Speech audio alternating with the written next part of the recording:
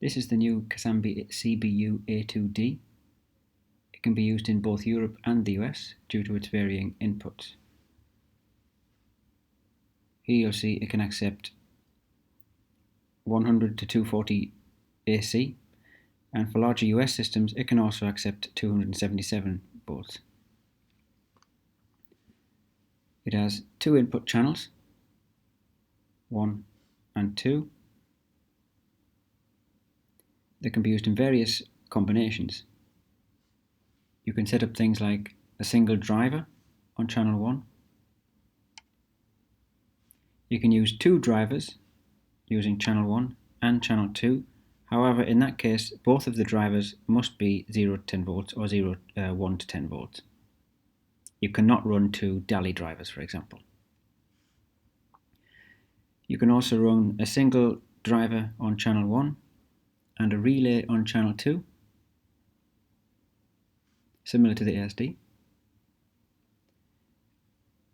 You can also run a 2-channel LED driver using both channels to communicate with the driver.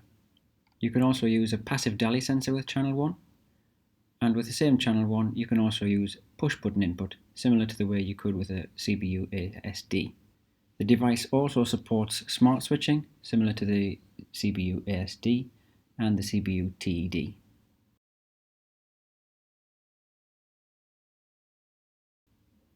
When used with 0 to 10 or 1 to 10 volt drivers, there are a number of fixture profiles that can be used, such as tunable white no mix, meaning that one slider adjusts the color temperature and another slider adjusts the dimming percentage.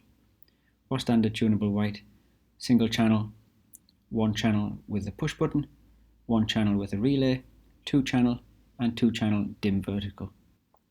When using DALI drivers, you can current profiles are 2-channel, 8-channel for evolution networks, tunable white, broadcast and sensors. There are also DTA profiles such as RGB and tunable white, and there's also XY controllable tunable white. That profile can only be used with the evolution network. There's also the option to use a push button input and a relay, similar to the ASD.